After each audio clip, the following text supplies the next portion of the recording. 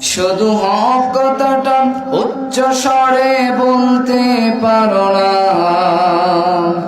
অন্যায় দেখে বারুদ হয়ে জ্বলতে পারো না। কেমন মুসলমান তুমি একটু বলো না, কেমন তোমার ঈমান তুমি একটু ভাবো না। কেমন মুসলমান তুমি একটু বলো না, কেমন তোমার ঈমান তুমি একটু ভাবো না। তুমি যে কালেমার দাওয়াত দিলে বুকেতে নাই তোলে, দেখো সেই কালেমার দাওয়াত দিয়ে কত জন আজ জেলে।